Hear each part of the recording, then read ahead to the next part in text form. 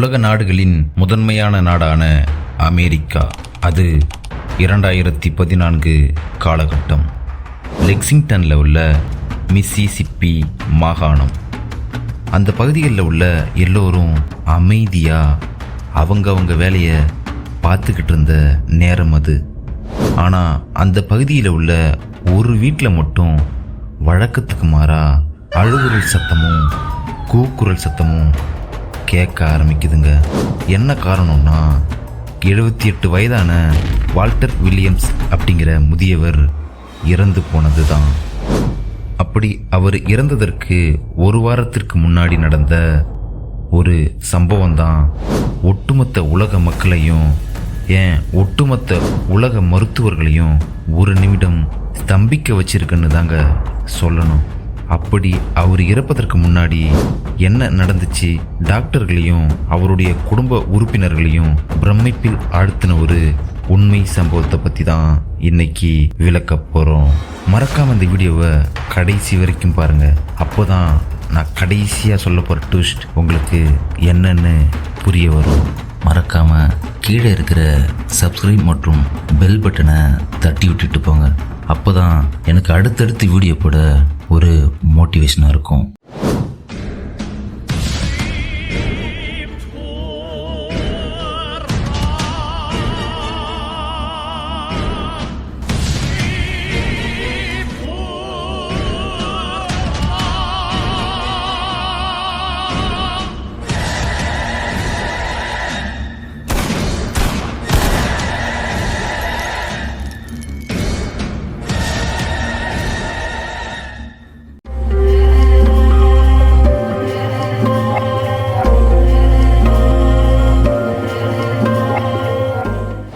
நாள் பிப்ரவரி 26, 2014. Walter Williams அப்படிங்கிற 78 வயது முதியவர் கன்ஜஸ்டிவ் ஹார்ட் ஃபெயிலியர் அப்படிங்கிற இதய நோயால் பாதிக்கப்பட்டதுனால அவருடைய வீட்டிலேயே சிகிச்சை பெற்றுக்கிட்டு வந்திருக்காருங்க. அந்த நேரத்தில் தான் அவருடைய மகள் மார்த்தா லூயிஸ் வால்டர் வில்லியம்ஸ்க்கு சாப்பாடு கொடுக்கறதுக்காக அவர் கிட்ட வராங்க. வந்த உடனே அவரை எழுப்புறாங்க. ஆனா அவரு ரொம்ப நேரம் ஆகியும் கண்முழிக்காததால அவர் இறந்துட்டதா நினைச்சு காரோனர் டெக்ஸ்டர் ஹாவர்ட வரவழைக்கிறாங்க. சில பேருக்கு காரோனர்னா என்னன்னு தெரியாம இருக்கலாம். காரோனர்னா ஒன்றும் இல்லைங்க, ஒருத்தவங்க இறந்துட்டாங்கன்னா காஸ் ஆஃப் டெத், அது இயற்கையான மரணமா இல்லைன்னா கொலை செய்யப்பட்டிருக்காங்களா அப்படிங்கிறத உறுதிப்படுத்துறவங்க தான் காரோனர்னு சொல்லுவாங்க. காரோனர் டெக்ஸ்டர் ஹாவர்ட் இன்ஃபார்ம் பண்ண உடனே வந்து அவருடைய பல்ஸை செக் பண்ணி பார்க்குறாருங்க. செக் பண்ணி பார்த்த அடுத்த நிமிடம் அவர் இறந்துட்டாரு அப்படின்னு எல்லோருக்கும் சொல்லியிருக்காரு.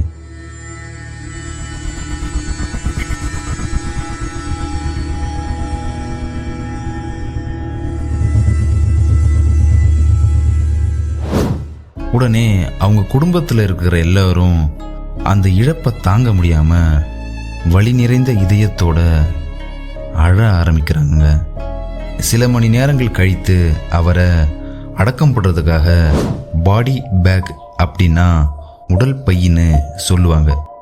நம்ம நிறைய இங்கிலீஷ் படங்களில் பார்த்துருப்போம். ஒரு கருப்பு கலர் பையில் இறந்தவங்களுடைய உடலை வச்சு அடக்கம் பண்ணுறதுக்கு கொண்டு போகிறது.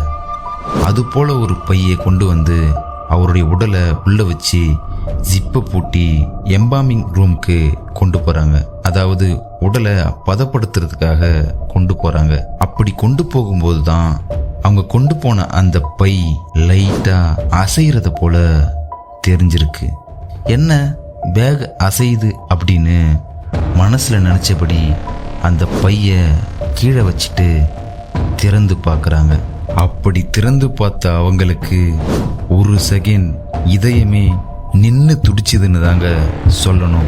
ஏன் அப்படி சொன்னா, அவரு அந்த பாடி பேக்குள்ள பார்த்தது இறந்ததா நினைச்ச வால்டர் வில்லியம்ஸ் 2 கண்களையும் அங்கும் இங்கும் முடித்து பார்த்தபடி படுத்திருந்திருக்காருங்க.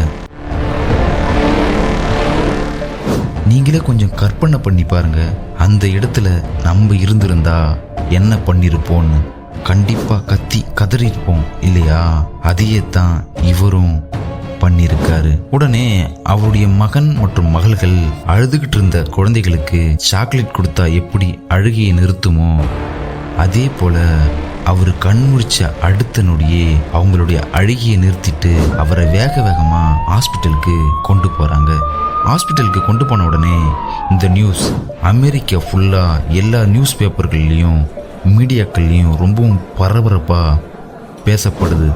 அமெரிக்காவில் உள்ள டாக்டர்கள் எல்லாம் தி மெடிக்கல் மிராக்கிள் அப்படின்னு சொன்னபடி அதிர்ச்சியோட உச்சிக்கு போயிட்டாங்கன்னு தாங்க சொல்லணும். ஏன்னா இறந்ததா சொன்ன ஒருவர் எப்படி உயிரோட வர முடியும் அப்படின்னு டாக்டர்ஸ் எல்லாம் பேச ஆரம்பிக்கிறாங்க. இந்த சம்பவத்தை பத்தி டாக்டர்கள் என்ன சொல்லியிருக்காங்கன்னா, இவர் சிஹெச்எஃப், அதாவது நான் முன்னாடியே சொன்னது போல கன்ஜஸ்டிவ் ஹார்ட் ஃபெயிலியர் அப்படிங்கிற இதய நோயால இவர் பாதிக்கப்பட்டிருக்காருங்க. இது எதனால நடக்குதுன்னா, நம்ம உடல்களில் உள்ள அனைத்து பகுதிகளுக்கும் ஹார்ட் ஆனது ரத்தத்தை பம்ப் பண்ணி கொடுக்கும்போது, தேவையான ரத்தத்தை பம்ப் பண்ணி கொடுக்க முடியாமல் போகும்போது தான் கன்ஜஸ்டிவ் ஹார்ட் ஃபெயிலியர் அப்படிங்கிற நிலை ஏற்படுதுன்னு சொல்லிட்டு அடுத்து என்ன சொல்கிறாங்கன்னா, இது போல பிரச்சனைகள் இருக்கிறவங்களுக்கு தேவையான ரத்தத்தை பம்ப் பண்ணி கொடுக்கறதுக்காக பேஸ் மேக்கர் அப்படிங்கிற கருவியை அவருக்கு பொருத்தப்பட்டிருக்கு. அந்த கருவி செயல் இழந்து மறுபடியும் செயல்பட தொடங்கி இருக்கலாம் அப்படின்னு சொல்றாங்க. இப்படியெல்லாம் கொஞ்சம் சுமூகமா போய்கிட்டு இருந்த நேரத்துல தான் நான் இன்ட்ரோல சொன்ன விஷயம் நடக்க ஆரம்பிக்குது.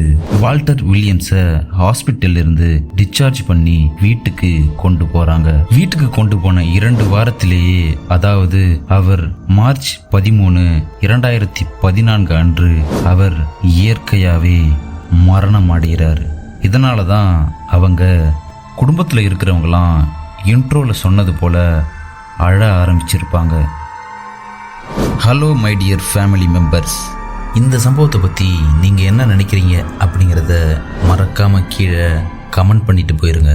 அது மட்டும் இல்லாமல் அடுத்து என்ன வீடியோ போடலாம் அப்படிங்கிறதையும் கீழே கமெண்டில் சொல்லிட்டு போயிருங்க. இந்த வீடியோ உங்களுக்கு பிடிச்சிருந்தா மறக்காமல் ஒரு லைக் போட்டுட்டு சப்ஸ்கிரைப் பண்ணிக்கங்க.